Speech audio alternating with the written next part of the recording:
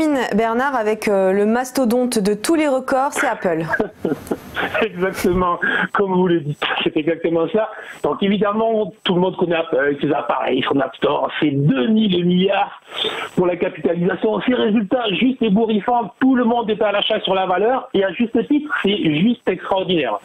Mais alors là, il y a un mais, donc aujourd'hui je vais faire mais en fait, on considère depuis la fin juin, et je considère depuis la fin juin que les marchés américains et notamment les valeurs de la technologie en particulier sont entrés dans une bulle. Dans une bulle, c'est voilà. Alors il y a un certain nombre de critères pour les évaluer. On les a fait tourner avec Invest et très clairement on est en bulle depuis la fin juin. Alors soyons clairs, on ne s'oppose jamais à une bulle, on suit une bulle. Voilà.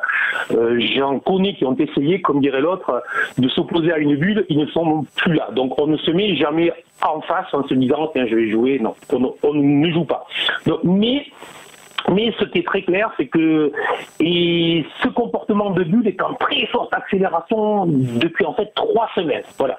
Et ça ressemble vraiment à des phases climatiques qu'on appelle sont des ultimes vagues haussières, des vagues d'un optimisme très excessif où tout le monde ne voit plus que la hausse comme issue, où tous les analystes financiers rehaussent très vite leur cours en se disant la valeur remonte plus vite que mes niveaux, donc il faut que je mette des niveaux supérieurs. Et là, lorsqu'on est trader, investisseur sérieux et qu'on a un petit peu de métier, ce qu'il faut faire tout simplement, c'est voir des gros warnings. Voilà, tout clignote rouge, tout sonne. Donc, alors,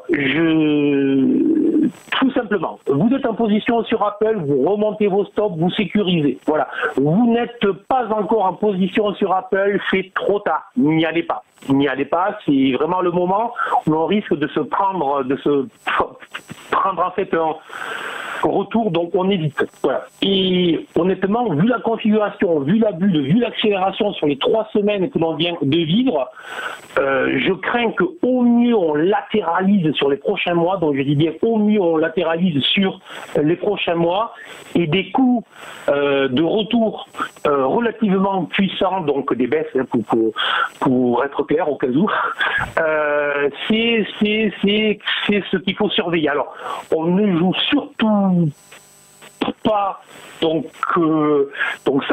je suis très clair, je ne voudrais pas qu'il y en ait qui se mettent short sur Apple, surtout pas, c'est une bulle, on ne shorte jamais en fait une bulle, mais on surveille, on est méfiant et vraiment, je dis bien, c'est le moment de surveiller car ce qui se passe depuis 3 semaines est une accélération.